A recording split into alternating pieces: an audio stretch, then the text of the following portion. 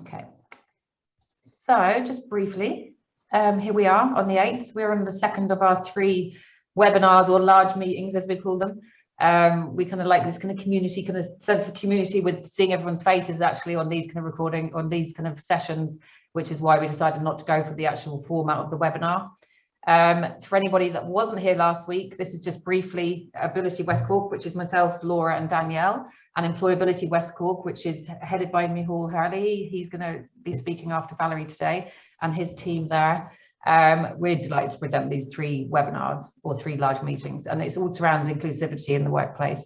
And our aim is to inform, support employers who employ people with disabilities ultimately. Last week we had Employers for Change.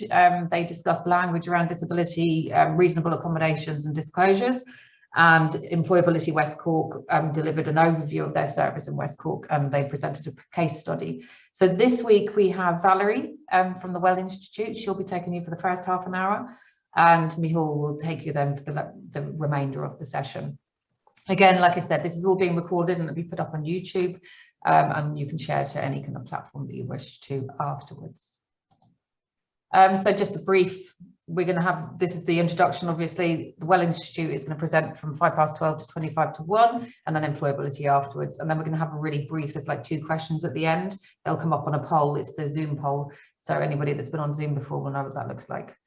The Well Institute, Valerie's going to introduce the idea that employers can integrate strategies for positive well-being into the workplace for sustainable well-being. So this, Valerie will describe this in more detail, I suppose, as she goes through her session, how maintaining positive well-being is an integrated process, and also normalizing some simple strategies that become part of the working environment, and how this can have a greater impact on your workplace.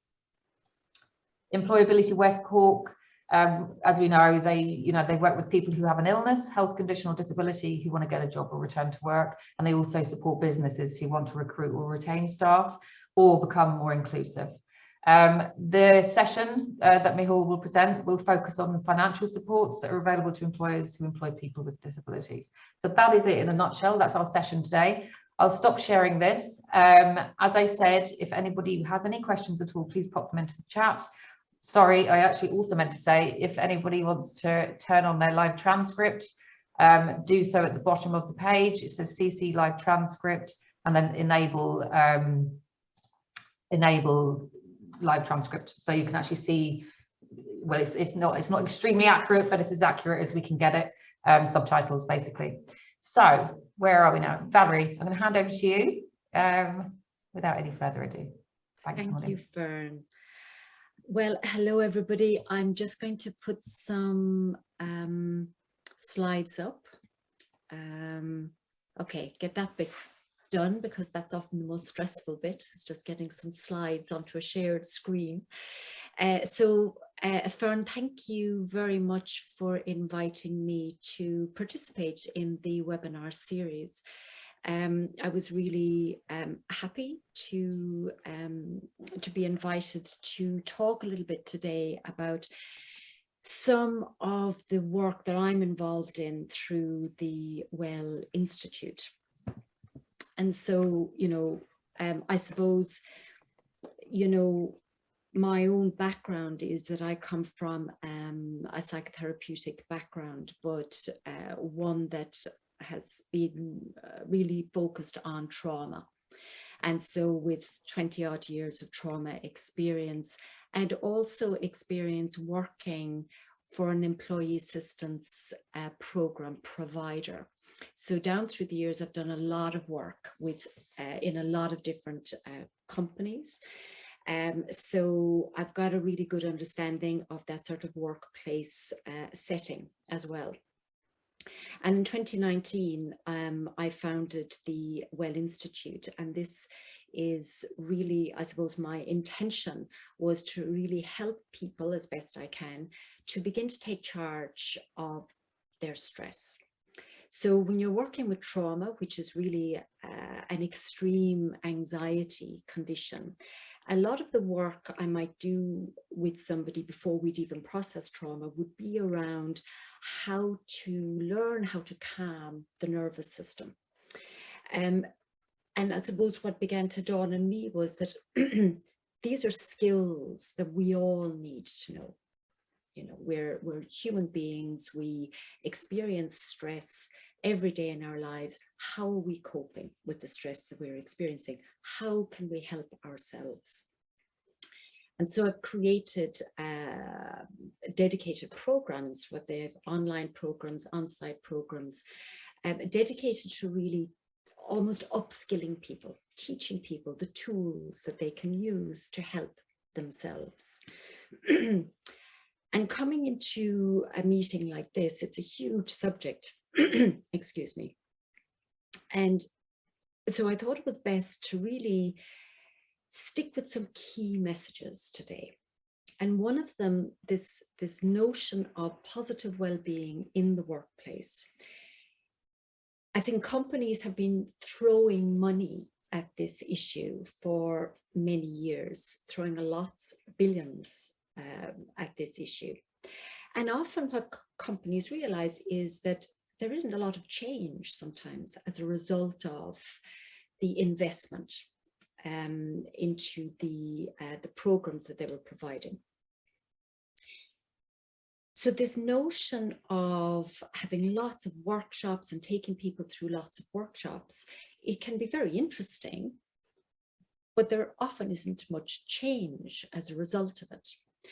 And what I've learned is that we as people, we cope much better with sort of incremental learning, because what we're really encouraging people to do is to change not just behavior, but change how they are helping themselves to calm their own system when they're engaged with everyday life. It's not easy. It's tricky.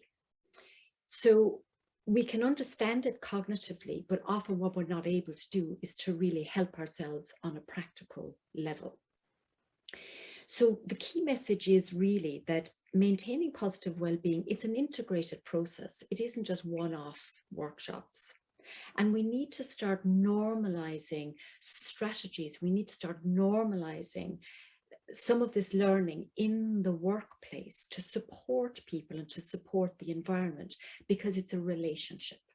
It involves the environment that we're operating in, and it involves us taking some charge of our own process as well. So the employer can't do it all for us, nor can we do it all by ourselves. We need a collaboration. And the key thing is to remember that employers are people too. Employers are incredibly stressed, particularly people running small and medium-sized businesses. They're incredibly stressed. They've been through an horrendous time over the past couple of years. And just the normal day-to-day stuff of running a business is very stressful anyway.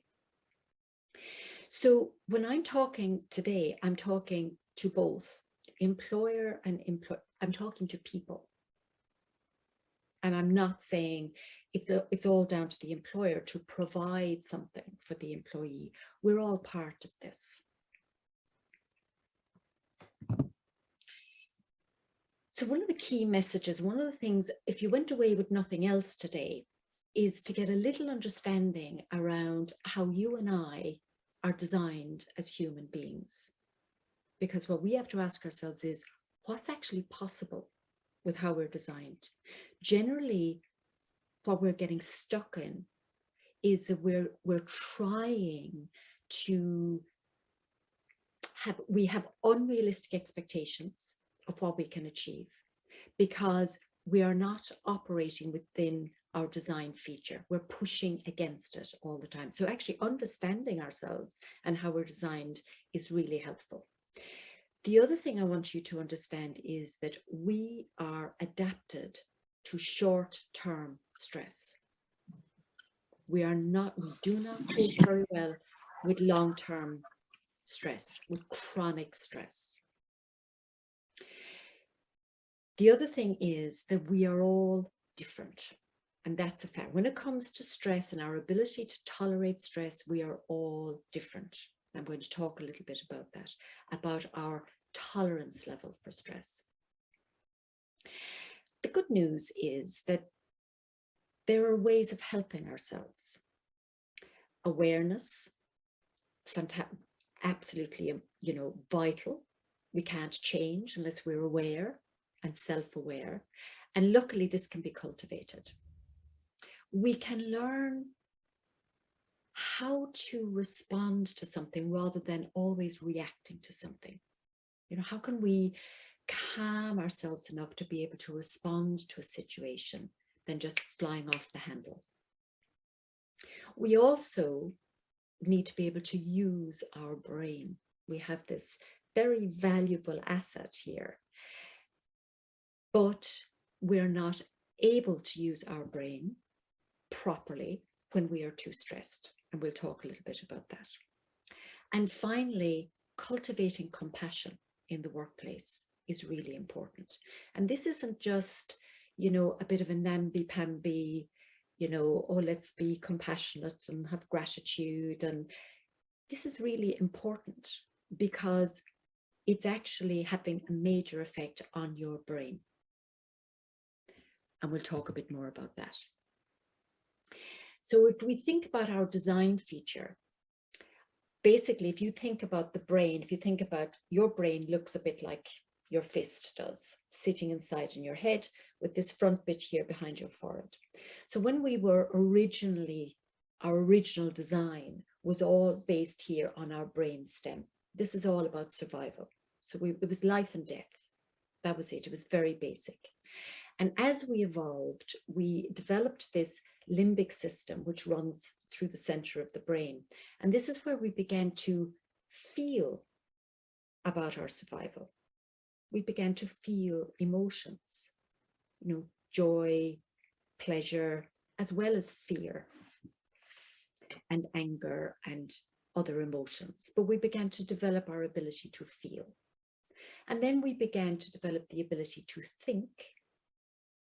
And then even more so, we began to be able to think about thinking, which was wonderful because then we were able to, philosophize. We were able to be creative. We were able to explore. We were able to problem solve in a very creative way. And we would be able to explore our environment very differently. So when we go into fight or flight, when we are in an emergency situation, in order for us to be able to function as we are designed to survive, we go into fight, flight, or freeze. And these are our survival mechanisms. So in order for us to be able to survive in this way, we need to disconnect from the thinking part of our brain. Because if we come face to face with the saber-toothed tiger, if we think about it, we're probably gone, we're dinner. So we need to be either running, fighting, or playing dead. They're our best chances at survival. When we start to think about something, we slow down that reactive way of survival. So in order for us to have a balanced nervous system, we need all aspects of our brain to be online. So fight and flight, thinking part of the brain goes offline. So when we are calm, when we are functioning well, when we have a balanced and regulated nervous system, the whole brain is working in an integrated way. So what does regulation look like? What does it look like to calm our nervous system? So I'm going to give you a real life example of this, because I think it's the easiest way to understand this. When we have a healthy nervous system, when we're operating in a healthy way, we're operating between, you can see on screen, those dotted lines. So this is our window of tolerance. And how we're designed is, remember, we're adapted to short-term stress. So we are designed to be able to raise our game to meet a challenge, So we can feel the stress, we can raise our game to meet the challenge, and then we need to come back down, rest and recover, build capacity, and then we can rise to meet the challenge again. What we're not designed for is to be sort of teetering along this dotted line that you can see at the top of your window of tolerance. Now, in real life terms, I'm going to give you a personal experience of what regulation looks like and keeping yourself within that window of tolerance. So in 2019, I was very unexpectedly diagnosed with a fairly critical health condition. And in the moment of receiving that diagnosis, when you look at your screen, you see those dotted lines. I went up, met that dotted line at the top of the screen, and I went beyond it.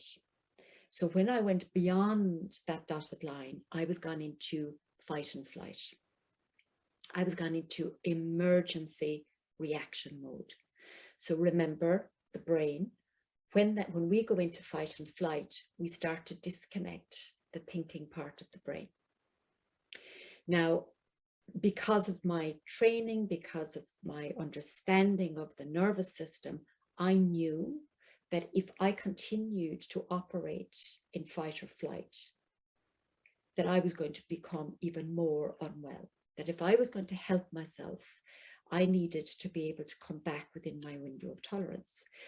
So how do you do that when you're in this emergency situation, when you feel that you are going to die? It's a life and death situation. So the first thing I started to do was, first of all, realize that my breathing had become so dysregulated. I was either holding my breath or I was panting. And so what I started to do, the very first thing was I started to slow my breathing down as best I could.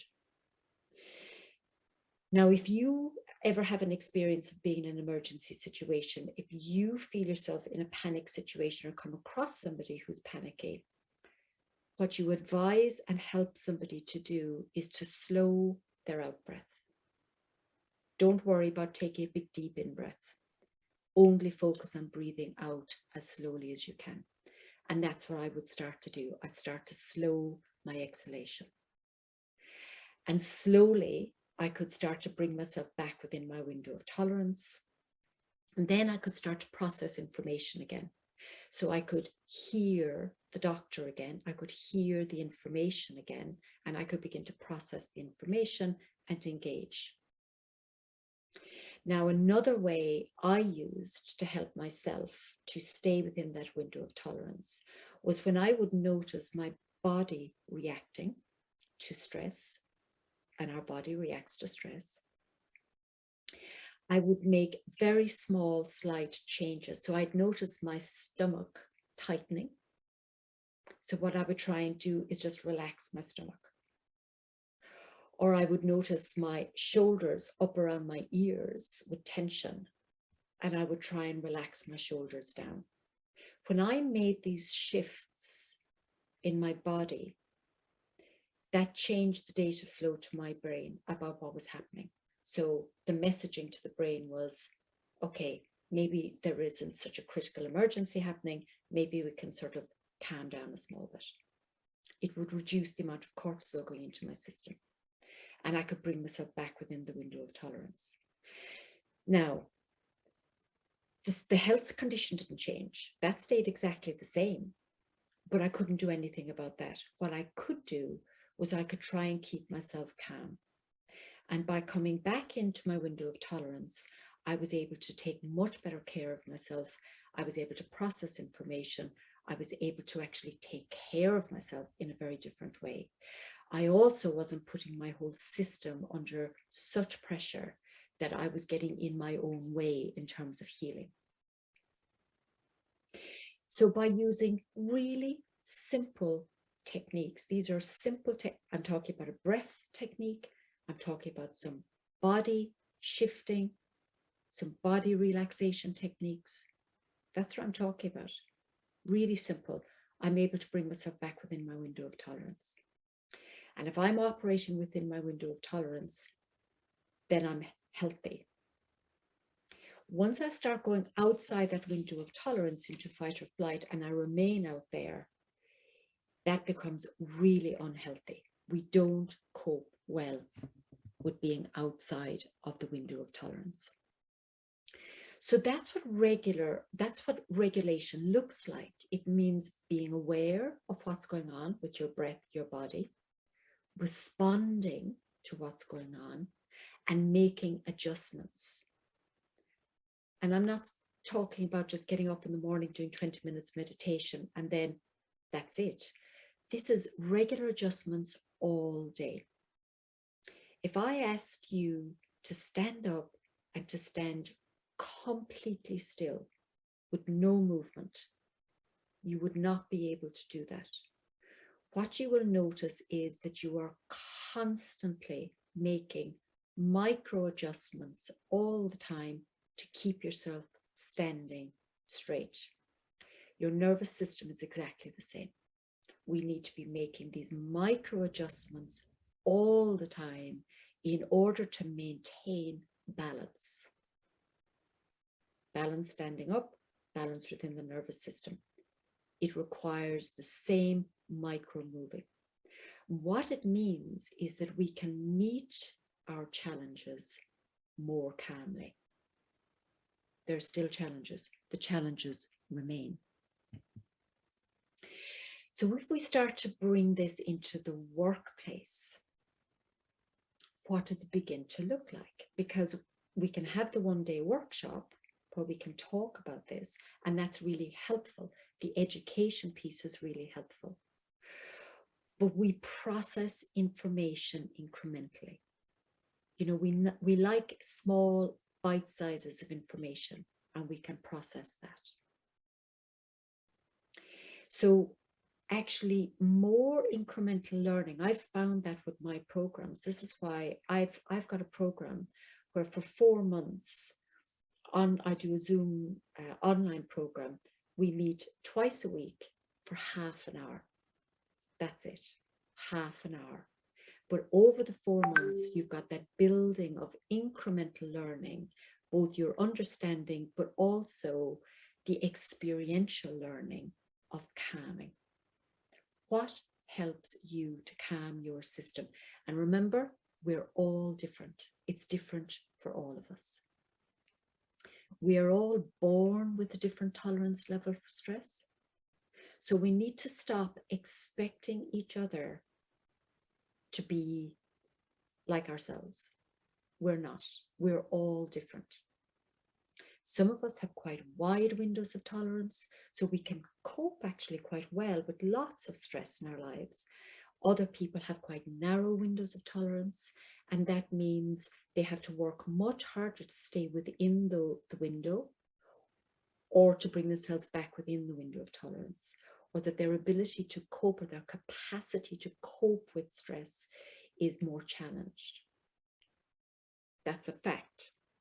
There's nothing wrong with that person.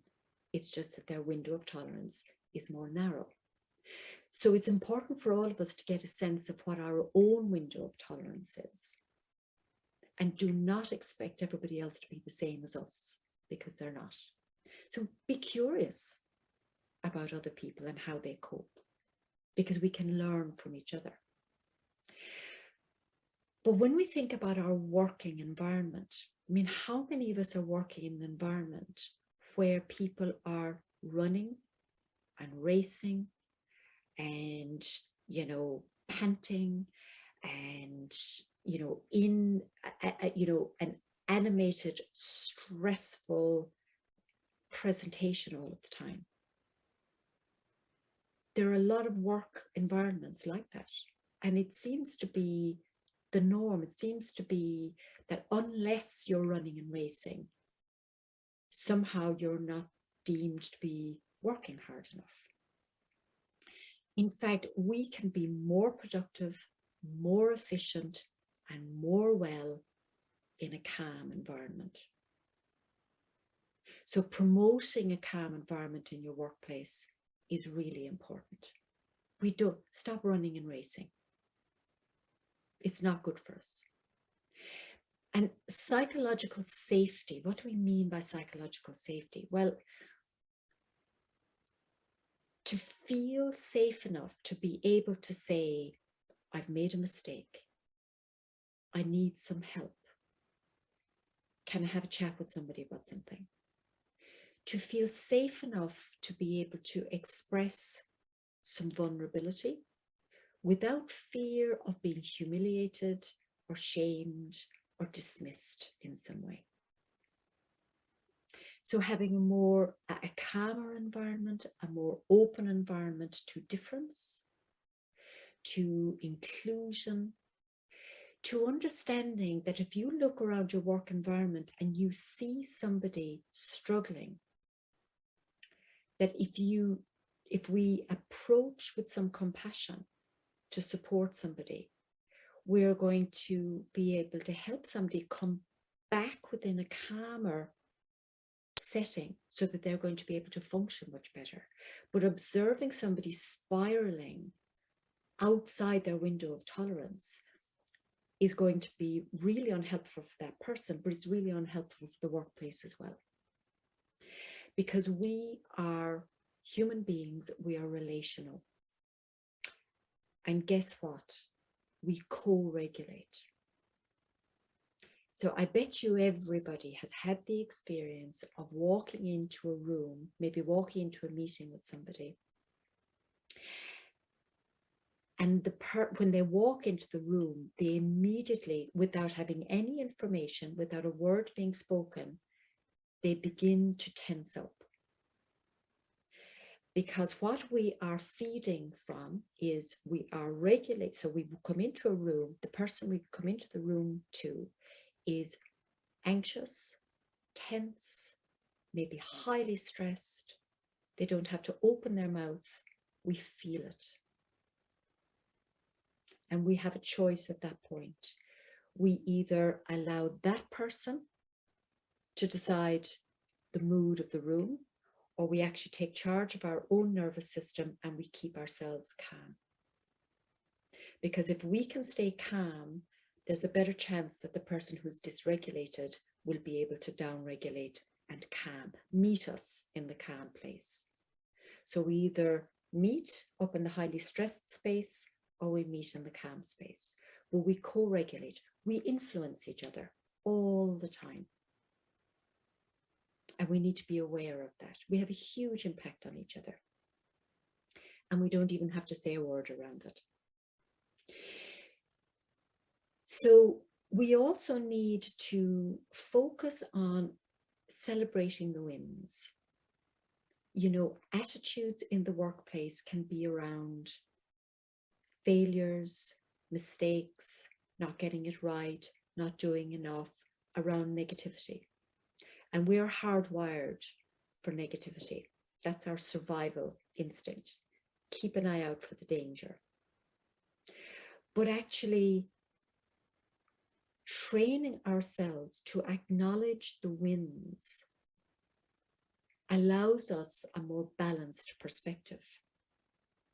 So one of the key change points for me when I was trying to keep myself regulated and keep myself balanced, when I was meeting that life-threatening challenge, was around this notion of perspective. So when I reached a perspective where I began to realize, okay, I can either believe that I'm going to die, or I can believe that I have a chronic health condition. And the question is, how do I live well with that? And when I shift perspective, when I actually look at the win here, I'm not dead, I'm alive. So how am I going to live well? That completely shifted how I felt about the challenge I was facing. So celebrating the wins is really helpful because it helps us out of that negative, fearful space. And promoting a compassion, this notion of as best you can. because we are not perfect. We make mistakes, we get stuff wrong all the time. But you know what? If we can do it as best we can, that's good enough. And to find some compassion around that. So remember, like your prefrontal cortex. So this is the brain, this is the thinking part of the brain. And right here at the front of the brain, this prefrontal cortex behind your forehead, this is the part of the brain that focuses on compassion and empathy and gratitude, moral judgment, and focused attention, interestingly. So when we can focus attention for a few minutes, when we can feel empathy, when we can feel compassion for ourselves and others, what we're doing is we're bringing this part of the brain online. And this helps us to soothe this limbic system that's promoting the cortisol into our system. It helps us to soothe this so that we can calm ourselves out of fight or flight, so we can operate from a more integrated place. We can use all of our brain.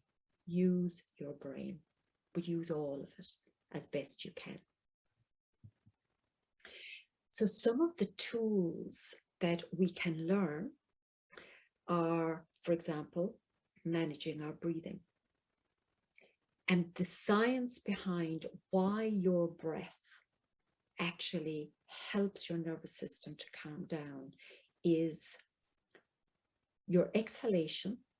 It actually triggers your parasympathetic nervous system to begin to calm the system. It's sending a message to the brain that you're not running from a tiger or a lion. We can learn some grounding practices which help us to come into the moment, because when we are in fight or flight, remember, we're not processing information properly. So when we can ground ourselves using our senses, when we can come into the moment, we've got a better chance of being able to manage the information flow and deal with the challenges ahead of us than when we're running and racing. We're running and racing, we become dysregulated. The other thing is that we need some movement during the day. We're all sitting at desks. It's not good, because remember, our survival mechanism is fight and flight. That involves discharging energy. When we fight, when we're running, we're discharging energy from our bodies. We're sitting at desks all day. We're not discharging energy. So we have to get up from our desks. We have to move. It's really important. We are not designed for multitasking. We are actually much more designed to take a task, deal with it, and complete it. But we're operating in environments where the demand is to multitask. And on top of that, we have phones ringing, we have notifications coming across our screens, we've got pings and dingles and jangles and all sorts going on. And what it's doing is it is distracting us from being able to pay attention. Remember your prefrontal cortex. Focused attention is here in the prefrontal cortex. And every time that notification comes across your screen, it distracts you. So you lose your focused attention. So we need to start turning off all these notifications from our screens. We need to have some discipline about, not having an email ping every time it comes into your box. Finish your task, check your emails. So finding some strategies to help ourselves around some of that. We need to have an open door policy. We need to be able to have open conversation in offices about mental health and well-being, mental health and physical health. It is not a negative thing, it is a positive thing, and we need to have a positive conversation around it. We need quiet spaces for people to decompress. Remember the window of tolerance. Remember that we need to be able to come down during the day. Can't operate up here all the time, otherwise we don't have capacity to meet the next challenge. We have to be able to decompress. So we need some allowance in workplaces for people to find that space to decompress. And we need to value and promote compassion. Now, that was a whistle-stop tour through the nervous system. If you take nothing away from this, except that this is about an integrated process. This is about slow, incremental learning. And just throwing money at it isn't the answer. It's a relationship between the workplace and the individual, and both have a role to play. I can take charge of what I can take charge of. So it was a bit like my health condition. I needed the doctors to take charge of what they could take charge of. I couldn't do anything about that. But what I could take charge of, I took charge of. And that felt so much better. And that kept me operating within a window of tolerance. Thank you. And breathe.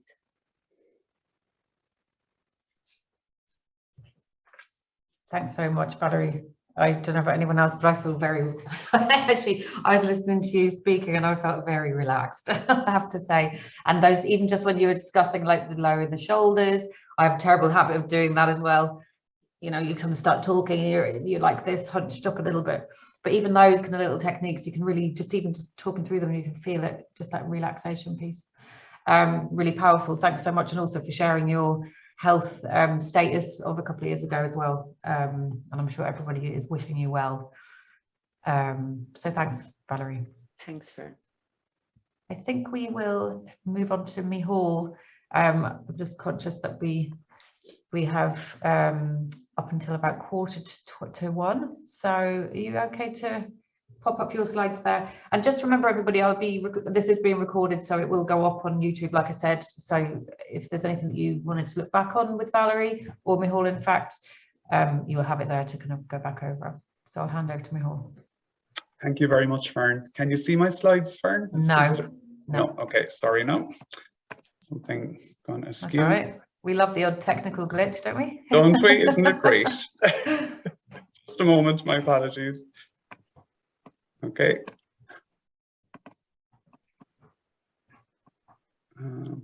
Yeah.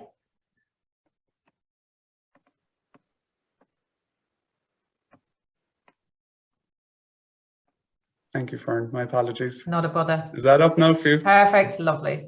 Thank you. Good afternoon, everybody. In this presentation, we will highlight the financial supports that are funded by the Department of Social Protection to support employers to employ people who may have an injury, an illness, any type of disability, or may be facing barriers to gaining employment. So firstly, I suppose, before we discuss the financial supports for employer awareness, we will just look at the types of conditions that can qualify for financial supports. And when we talk about illness, that can include issues such as heart disease, stroke, cancer, depression, type 2 diabetes, arthritis, osteoporosis.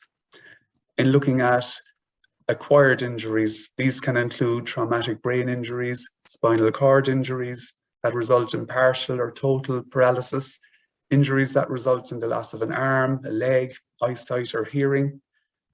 And in looking at disabilities, it can be a vision impairment, somebody who's deaf or hard of hearing, mental health conditions, intellectual disability, an acquired brain injury, somebody on the autism spectrum, or a physical disability. And then the barriers to accessing employment. And these can be the actual physical barriers in accessing a building, the lack of awareness of disability in organizations, which can lead to misrepresentation and stigma, the lack of provision of workplace adjustments. And I suppose it's not limited to these conditions alone, but just to highlight the type of conditions that we meet in our work in employability on a day-to-day basis. So there are a number of Department of Social Protection schemes and supports that are available to employers. I will just read down through these schemes: the Employability Workplace Programme, the DSP Workplace Placement Experience Programme, the Jobs Plus Initiative, the Wage Subsidy Scheme, and then the grants include the Workplace Adaptation Grant, the Job Interview Interpreter Grant, the Employee Retention Grant Scheme, and the Personal Reader Grant. So there's quite a lot of information there. And I suppose we'll do our best to explain these in more detail now. And also just to highlight that our service, EmployAbility West Cork, which is a supported employment service, is also funded by the Department of Social Protection and a scheme to support people who have disabilities back into employment. So firstly, looking at the Employability Work Experience Programme, and this is a 7-week placement. This programme is for clients on the employability service specifically.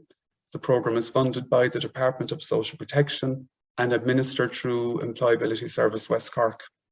For employers with a vacancy, the programme gives them an opportunity to consider if a candidate is the right person for the job before they make the final decision, and also for our clients to decide if the job is a good fit for them or not. The candidate will receive a flat payment of €20 per week towards travel and meal expenses, but most importantly, keep their normal social welfare benefits. So I suppose many candidates who avail of this scheme are on social welfare payments, and the scheme can remove the anxiety that people face when they're starting into employment. The next scheme which we will look at is the wage subsidy scheme. Within employability, we use this scheme a lot. I suppose we collaborate on an ongoing basis with the Department of Social Protection and potential employers and clients to set up the schemes. Eligibility for this scheme is defined as an employee having a productivity shortfall of 20%. It is an automatic entitlement for those who are on disability allowance, but people on a range of other social welfare payments can also qualify for the scheme. The employer pays the employee the going rate, the same as he would any other employee within the organisation. The employer is then paid a subsidy by the Department of Social Protection of $6.30 per hour for the hours worked. Employees must work a minimum of 21 hours per week, up to 39 hours, to avail of this scheme. And again, the eligibility criteria that we discussed in the previous slides would apply for people to avail of this scheme. If an employer employs 3 or more people on this scheme, they get an additional 10%, 63% or 63 cents on top of the $6.30 per hour to employ people on this scheme. So it's a really, really good scheme. If anybody is interested in further information about it, please get on to us. We use it regularly and it works really well. The Workplace Experience Programme. This is a relatively new scheme. It was rolled out during the COVID pandemic. So this is a placement is for 6 months. Businesses offer a work placement to a job seeker who wants to upskill and retrain. Participants agree to 30 hours per week, and their wage of €311 is paid in full by the Department of Social Protection to the employer. Participants must be aged between 18 and 65 and be on a qualifying social welfare payment for at least 6 months or 156 days to qualify. The employer must nominate a mentor within their business to support the job seeker placement. Training must be obtained over the term of the placement also. So if people again want further information about that, they might get on to us. Jobs Plus, so this is an employer incentive which encourages and rewards employers who employ job seekers on the live register. Employers are paid an incentive monthly in arrears over a 2-year period. It provides 2 levels of regular payments, €7,500 and €10,000 respectively. It is a quick process for employers to register for Jobs Plus. So I would urge employers to go on to jobsplus.welfare.ie/employer if they're interested in advertising a position on this scheme. And it is also quick and easy for potential employees to check if they are eligible for this by going on to jobsplus.welfare.ie/employee. And again, if people would like more information, we're happy to help, or they can also contact their local Department of Social Protection office for further information. Workplace Adaptation Grant. So this provides either the employer or the employee with an option of purchasing specialised equipment to accommodate the needs of the employee. It can also be used to make repairs or changes to the workplace. The maximum grant that is available for this is €6,350, and this is available towards the cost of adapting or purchasing equipment. The grant can be used to upgrade adapted equipment, which was funded previously, and for training people so that they can use the equipment. So the grant can benefit, for example, people who have acquired a disability or have had an injury. We have supported employers who have availed of this grant. The employer undertook minor building modifications to provide ramps and also modify the toilets of the business. Another employer applied for this grant for voice synthesizers and for computers and amplifiers for phones for the client who was hearing impaired. So again, a very, very beneficial scheme. So the Employee Retention Grant, again, another a very good scheme for people that may be eligible for it. This scheme, there's two stages to this scheme. So firstly, there is the development of retention strategy. And this is the first stage of the scheme, whereby the employer for a company can get up to €2,500 towards the development of an individual retention strategy. So the employer would have to employ an occupational therapist, for example, to implement a strategy and outline what the employer needs to accommodate for the employee, and if necessary, the employee, to remain in their existing role or be accommodated in a new role. That being undertaken, there is a second stage to this process, and there is up to €12,500 of a grant provided to the employer to provide specialist training or to hire specialist support to support the person in their role. I would ask people to contact us maybe, or to look at gov.ie or go to welfare.ie if they were interested in applying for this scheme or getting more information about it. So the Personal Reader Grant, this is a grant for people who are blind or visually impaired, and if you need help with job-related reading, you may be entitled to this grant to allow you to employ a personal reader. The grant is only paid if you are employed in the private sector. And then finally, the Job Interviewer Interpreter Grant. If a job seeker is deaf or hard of hearing or has a speech impairment and is attending job interviews with private sector employers, he or she can apply for funding to have a sign language interpreter, lip speaker, or other interpreter available or to be with them. This grant is available for 3 hours for interpreter support to be utilised by the person when they feel they need it. This service may be used 3 hours in one day, or 1 hour over 3 days, or 1 hour over 3 weeks. So for anybody interested in that service, I would urge them to contact Sign Language Interpreting Service. So I hope I've given you a short insight into the financial supports that are available. We could really spend 10 minutes on each one of those to give you more detail about them. But if you are interested in hearing more about any of these, we are very, very happy to answer any queries. We have a team of job coaches based from Bantry to Kinsale, and our Bantry office covers Castletown, Bear and Dunmanway, an office in Skibbereen, Clonakilty, Bandon and Kinsale. If you also want further information on these schemes, you can contact your local Department of Social Protection office directly, or I would also ask you to look at gov.ie, where all these schemes are explained in great detail. Thank you, Fern. Thanks a million, Mehul.